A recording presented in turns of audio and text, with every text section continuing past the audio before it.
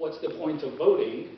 And even if I was interested in voting, I only have two options. I don't like either option, the National Democratic Party or the Brotherhood. I'm just going to sit at home.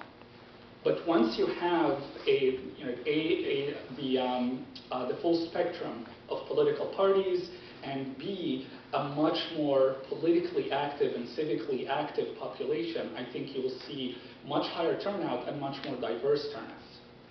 And because of that, I don't think the Brotherhood would even get a third, or maybe not even 20%. But certainly they're not going to get 50% or above, even if they did run for the majority of seats, which they're not going to. 50%. Yeah, no. They said they were going to run for up to 50%. Yeah. Yeah. So part of my question has already been addressed. So it concerns the revolutionaries actually being in charge.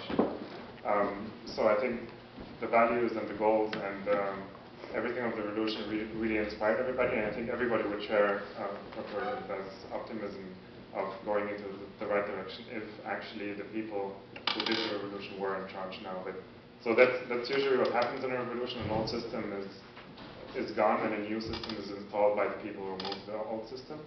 But I think it's fair to say in Egypt that now the military council there is still military loyalty to the old system, and it's only because of pressure that they are going for the demands of the revolution.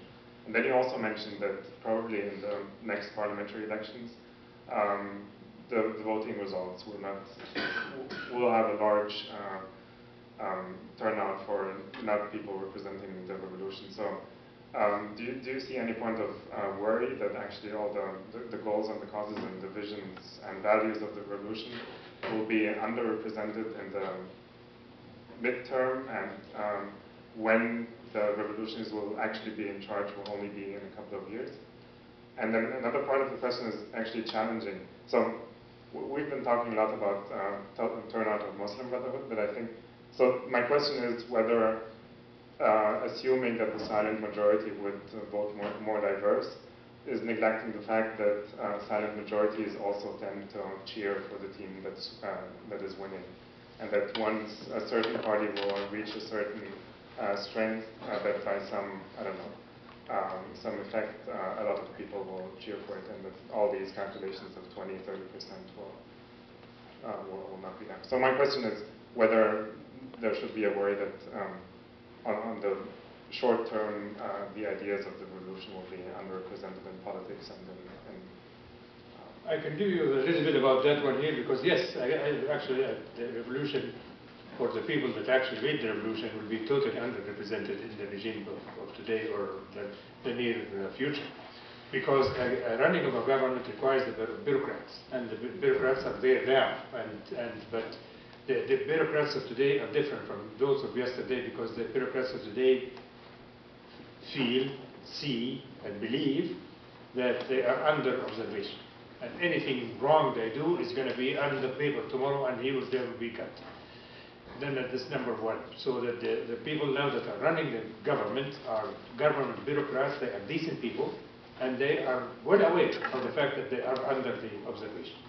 Number two, with the military really do not want to stay here another day at all. The military would like to get back as fast as you can for their original job. Because the military in Egypt has become a corporation. They take jobs for building roads, for building bridges, raising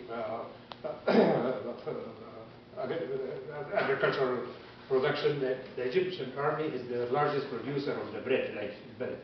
Why? Because they take these, they compete with other companies for these products, and they get money, and that money is above and beyond their salary, so they spread it around. So the army would like to get as fast as they can back to their normal life, which is a military, yes, but a corporation too. So the politicians know that too, and when you want to, if you really want to see people that have participated in the revolution become part of the decision makers in government, you'll have to wait several years. And I would just say that if I agree with you that